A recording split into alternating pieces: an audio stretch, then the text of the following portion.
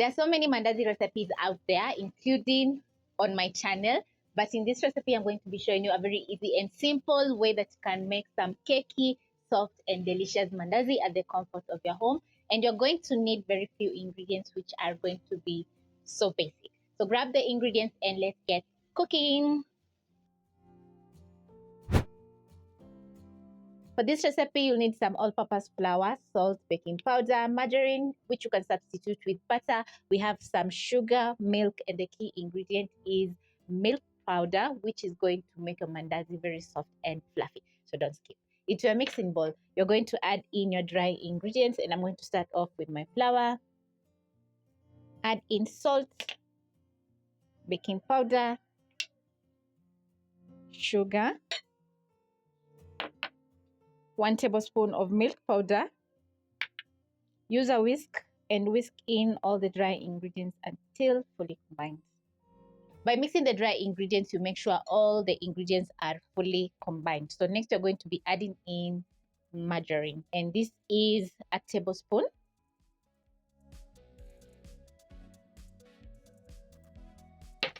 Go in with my hands and massage in the margarine into the dry ingredients until it's fully combined. You're going to be using your fingertips to do so, and it's going to take around 30 seconds to a minute. And once it's fully combined with the dry ingredients, it's going to represent little clumps of flour. Adding in 1 tablespoon of margarine is going to make the mandazi super soft. Next, you're going to add in your wet ingredients. I'm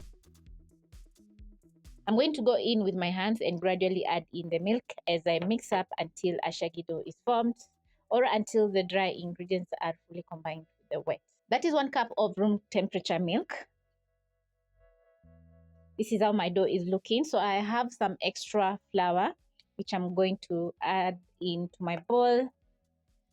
And for the recipe, I'm using 3 cups of all-purpose flour. So this is an extra for kneading and rolling your mandazi. If you notice that your dough is super sticky, you're going to add in a tablespoon of all-purpose flour as you knead until you get a soft and elastic dough. And if it's on the dry side, add in a tablespoon of milk or a teaspoon as you need. After 5 minutes, this is how your dough is going to be looking. It's nice and soft. So the next step is going to be resting the dough for around 15 to 20 minutes. So I'm going to tuck in the bottom just like this. Make sure it has a round or a smooth top. Then I'm going to cover with my kitchen towel so that the dough can rest. Relaxing the dough is very crucial because it's going to relax the gluten. Hence, you're going to have a smooth time while rolling out the dough. It's been 20 minutes and my dough is well rested. At this point, you're going to add in some cooking oil to a frying pan. Pick your dough, transfer to your countertop or to your bench. Sprinkle some flour and knead for around a minute.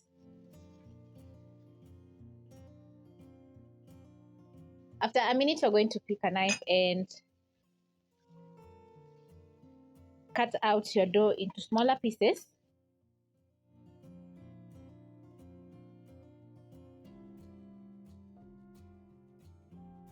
Then you're going to pick the dough and tuck in the bottom just like this to form a smooth shape.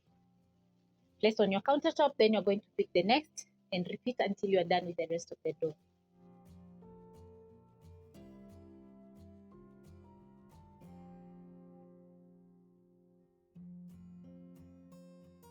And once done, you're going to cover using your kitchen towel and place your pan over medium-high flame so that the cooking oil can get hot. Now, I'm going to pick a piece of my dough, sprinkle a little bit of flour on my working surface, press down a little bit. Then I'm going to use a rolling pin and roll out the dough into a circle or into a round shape. Shape doesn't matter when it comes to mandazi, but I want to cook the signature triangle shaped mandazi. If the dough is sticking on your countertop, just sprinkle some flour.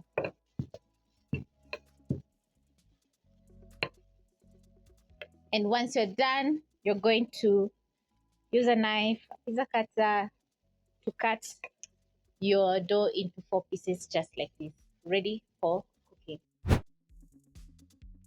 After a minute, you're going to check if your cooking oil is ready by inserting your skewer. Once you notice small bubbling, the oil is ready. If you are using high flame and the oil is roughly bubbling, it's too hot. So the mandazis are going to cook super fast and get dark on the outside, and the inside is not going to be cooked.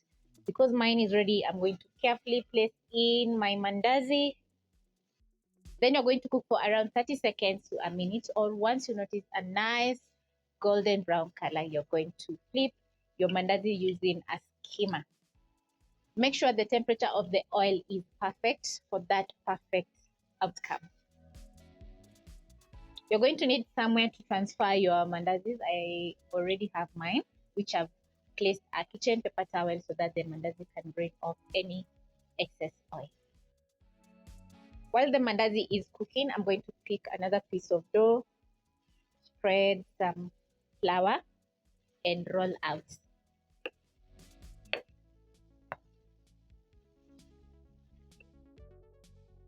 So as the mandazi is cooking, the baking powder is going to help the mandazi to fluff up, and so you're going to get some awesome hollow mandazis. Cut into 4. Check my mandazi. It's looking so awesome. I'm going to use a skewer to flip my mandazi so that it can cook on the other side. After around 30 seconds, this is how your mandazi should be looking like. So you're going to just skimmer, drain off the excess oil, and transfer to your tray or to your whatever you're going to be using. Place in my next round carefully into the cooking oil by placing on the side of the pan so that it can slide into the cooking oil.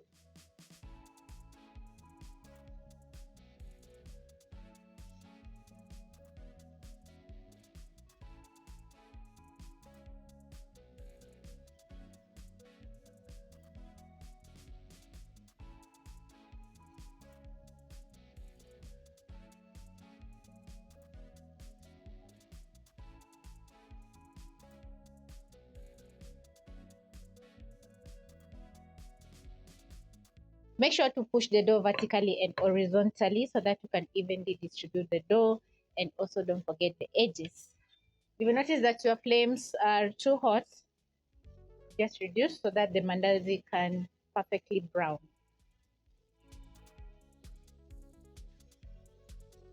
Also, don't overcrowd your pan because you need each mandazi to get space to fluff up for that awesome hollow mandazi.